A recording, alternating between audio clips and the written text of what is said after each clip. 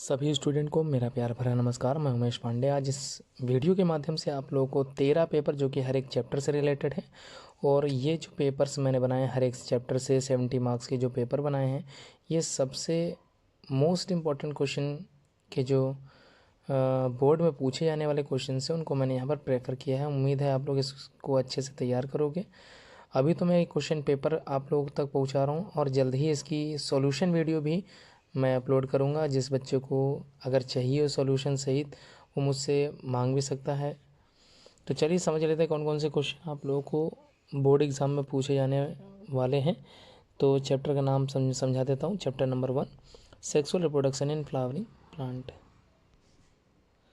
इसमें जो 4 क्वेश्चन आप लोग से पूछे जाएंगे, वो 4 क्वेश्चन कौन कौन से हैं चलिए देख लेते हैं। Multiple choice question number 1, the entry of pollen tube through integument is called. देखिए ऐसे क्वेश्चन अलग अलग तरीके से पूछे जा सकते हैं। The entry of pollen tube through integument की जगह चलाज़ल एंड हो सकता है, या चलाज़ा हो सकता है, या हो सकता है माइक्रोपाइलर एंड से पूछ ले। तो आप लोगों को तीनों के बारे में, मतलब जो भी ऑप्शन दिए इनको अच्छे से तैयार करना है। इसका आंसर क्या है आप लोग चाहें तो एक कॉपी में अपने आंसर शीट को लिख के सेंड भी कर सकते हैं मेरे व्हाट्सएप नंबर पे।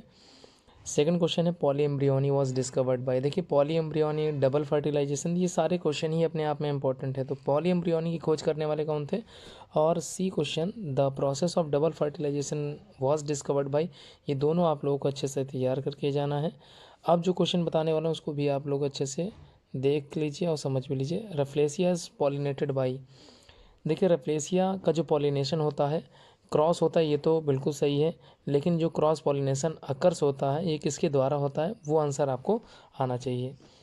अब देखिए क्वेश्चन नंबर 2, जो अगला क्वेश्चन है उसको भी देख लेते हैं क्या है question number 2।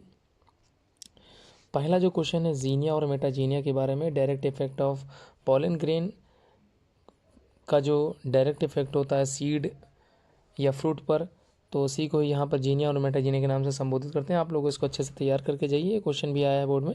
How many meiotic division need to form 100 grains of water. देखिए अगर 100 ग्रेन्स ऑफ वाटर, माफ़ कीजिएगा, 100 ग्रेन्स और व्हीट या बार्ले या कोई और भी सीड का नाम दे सकता है।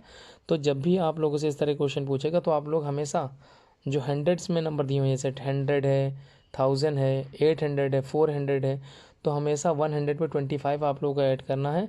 और बस ऐसी तरह से आंसर सॉल्व करके आप लोग कर सकते हो शॉर्ट, मतलब कम समय में।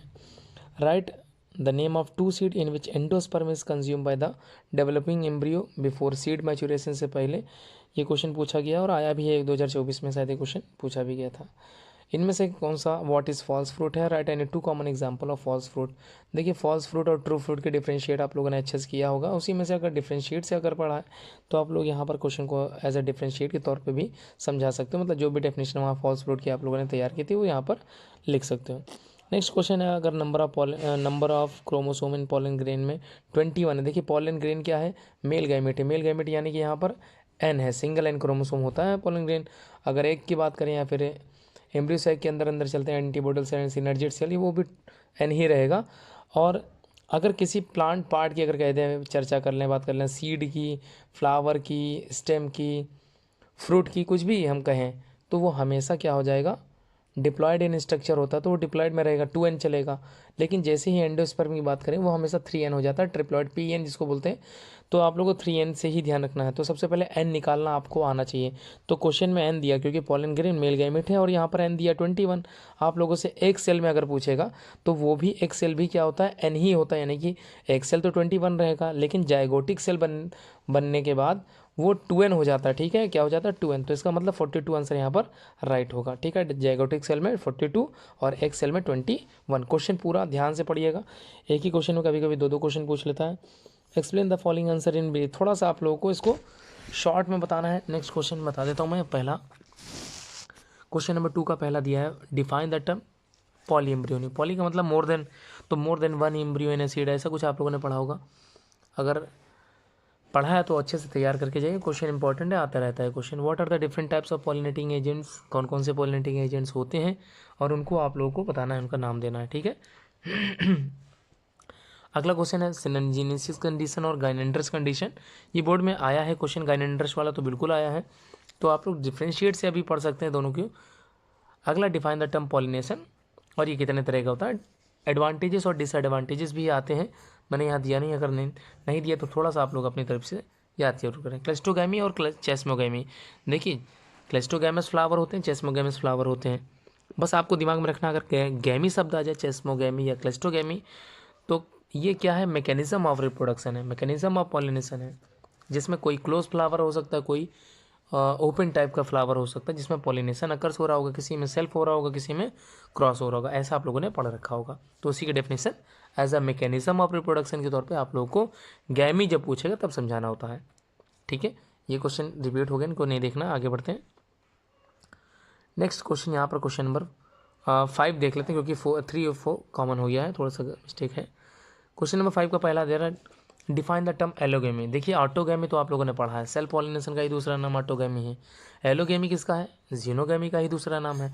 तो जीनोगेमी के बारे में पूछ रहा है और इसके एडवांटेजेस, वैसे तो इसके डिसएडवांटेजेस भी आप लोगों को पढ़ के जाना है, तो एडवांटेजेस आप लोग अच्छे से तैयार कर लीजिए। एपोमिक्सिस क्या होता है, स्पोरोफिटिक कंडीशन याद होगी आप लोगों को, या फिर फॉर्मेशन ऑफ प्लांट याद होगा विदाउट फर्टिलाइजेशन। और ये इंपॉर्टेंट क्यों है, इसके बारे में आप लोगों से क्वेश्चन नंबर बी में पूछा गया है। नेक्स्ट क्वेश्चन नंबर सी देख लेते हैं। इस क्वेश्चन नंबर सी में जो पूछा गया उसको भी आप लोगों को अच्छे से समझना होगा, और ये ध्यान रखना पड़ेगा, ये सारे क्वेश्चन ही अपने आप में इंपॉर्टेंट है। क्वेश्चन नंबर सी में डिस्क्राइब करना ब्रीफ स्ट्रक्चर बनाते हुए माइक्रोस्पोरेंजियम का with the help of label diagram. ठीक है, मैच्योर आप लोगों ने मैच्योर माइक्रोस्पोरेंजियम का डायग्राम या एंथर का डायग्राम देखा होगा। बाइलोड स्ट्रक्चर होता है, 4 चैम्बर होते हैं। ठीक है, उसके 4 लेयर भी आप लोगों को अगर याद है तो अच्छी बात है। सबसे आउटर लेयर एपिडर्मिस थी, उसके बाद एंडोथीसियम था, मिडिल लेयर थी, and the last one is tapetum. Tapetum अपने आप में ये इंपॉर्टेंट क्वेश्चन है, उसको भी जरूर पढ़ लीजिएगा। अगला question differentiate between the following hypocotyl and epicotyl. दोनों में अंतर क्या है, बहुत आसान है। देखिए ईपी का मतलब बाहर मतलब आउटर, और हाइपो का मतलब इनसाइड यानी कि अंदर। हाइपोकोटाइल रिस्पॉन्सिबल है किसके लिए होगा, ये जाहिर सी बात है रूट के लिए, और इपिकोटाइल ये बाहर जा रहा है यानी कि स्टेम के लिए। दूसरा एम्ब्रियो सैक के बारे में अगर वो डायग्राम अच्छे से तैयार कर लें तो और अच्छी बात है। तो एंडोस्पर्म और एम्ब्रियो सैक के बारे में आप लोग पढ़ के जरूर जाएं। एम्ब्रियो सैक में देखिए सिनर्जिड सेल था, एंटीपोडल सेल थे, फिर है ना फ्यूजिफॉर्म पेटस था, बहुत सारी चीज़ें आप लोगों ने पढ़ी थी एम्ब्रियो सैक के अंदर। इसी तरह से एंडोस्पर्म की बात करें 3 तरह के थे, कौन कौन से, हेलोबियल था, सेलुलर था, न्यूक्लियर था, कुछ ऐसे आप लोगों ने पढ़ रखे होंगे। ठीक है, तो इतना भी याद है तो सफिशियंट।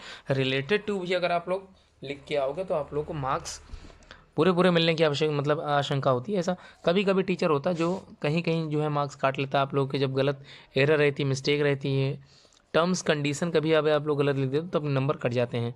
क्वेश्चन नंबर 6 में देखिए describe the different parts of an ovule.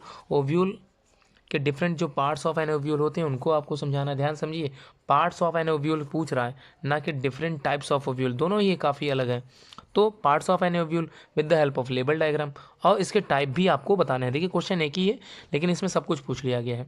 तो पार्ट ऑफ ओव्यूल में याद कीजिए क्या क्या था, हाइलम था, उसी में आप लोगों ने क्या देखा था, चलासल, माइक्रोपाइलर एंड है ना, कुछ ऐसे चीज़ें याद आ रही होंगी जो आप लोगों को एज अ पार्ट बता रहे थे किसी ओव्यूल के। तो डायग्राम को अच्छे से तैयार करके जाइए।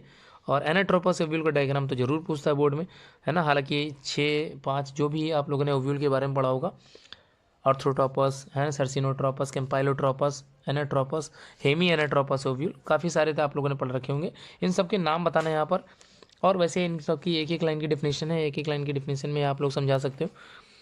Explain the different whorls of the flower with the help of label diagram. देखिए एलएस ऑफ फ्लावर जरूर पूछता है, जिसमें आप लोगों को 4 वर्ल बताने हैं, जिसमें कैलिक्स है, कोरोला है, एंड्रोशियम एंड गानुसियम। कभी कभी तो खाली आप लोगों से मेल और फीमेल पार्ट का ही हिस्सा पूछ लेता है, एंड्रोशियम एंड गाइनोसियम ही पूछ लेता है। इन सब की यूनिट अच्छे से तैयार करके जाइएगा। कैलिक्स की सेपल्स होती है, कोरोला की पेटल्स होती है, एंड्रोसियम की स्टेमन होती है, और गाइनोसियम की कार्पेल या पिस्टिल होती है। तो इस तरह से आप लोगों को तैयार करना है। ठीक है, इसका सॉल्यूशन पेपर भी मैं कोशिश करूँगा जल्द से जल्द अपलोड कर दूँ।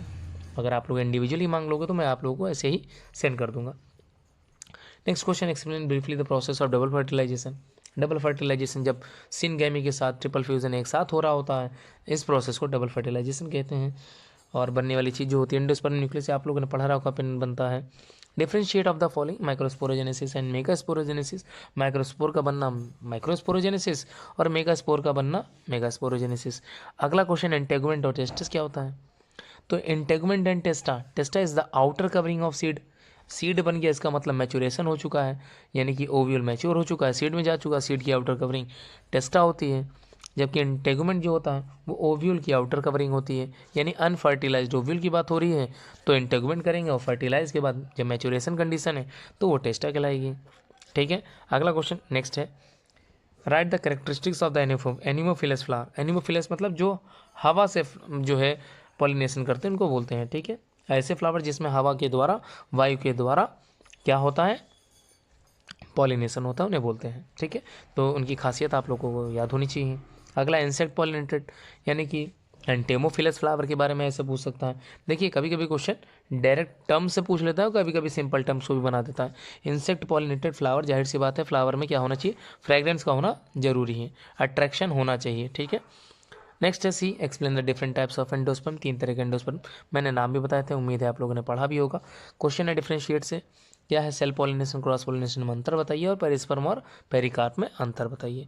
ठीक है, इस तरह क्वेश्चन भी आए हैं बोर्ड एग्जाम में। चलिए अगला क्वेश्चन लिखा है, explain the following answers in brief. Brief में समझाना पड़ेगा, हालांकि यहाँ तो अथवा करके पेपर बनाया गया है, लेकिन आप लोग दोनों ही पढ़ के जाएंगे। ठीक है, explain the process of microsporogenesis in angiospermic plant, या फिर दूसरा क्वेश्चन भी आप लोग अच्छे से तैयार कर लीजिए, describe the methods of seed dispersal.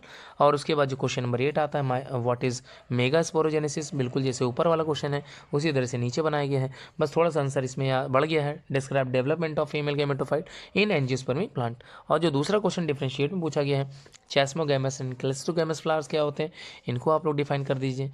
और क्लिप्टाइल एंड क्लोराइजा, इसके बारे में भी आप लोगों को एनसीईआरटी क्वेश्चन में ये क्वेश्चन देखने के लिए मिल जाएगा। Right short note on the following. 3 है ऐसे तो, tapetum inner most nutritive layer होती है एंथर को, जो सबसे लास्ट लेयर थी याद कीजिए, जो नरिशमेंट प्रोवाइड करती है किसको, जो मेल गैमेट होते हैं उनको। ठीक है, मैस्कुलेशन द प्रोसेस इन विच क्या करते हैं, एंथर को रिमूव कर देते हैं, है ना, बाय द हेल्प ऑफ या with the help of forceps की सहायता से। पार्थिनोकार्पी याद होगा आपको, seedless parthenocarpy, seedless fruit. The last question यहाँ पर पूछा गया, germination of pollen grains on stigma with the help of label diagram, and also mention the fusion of male gamete, female gamete का फ्यूजन भी आप लोगों को बताना है। ये क्वेश्चन सबसे इंपॉर्टेंट है। ठीक है, ये सारे क्वेश्चन जो आप लोगों को चैप्टर नंबर 1 से मिल रहे हैं, उम्मीद है इसको आप लोग अच्छे से तैयार कर लोगे और इसको सॉल्व कर लोगे एट ए गिवन टाइम। जितना समय आपको दिया गया है उतने पेपर में ये कंप्लीट करना है। ठीक है, सॉल्व कीजिए और सेंड कीजिए। Thanks for watching this video.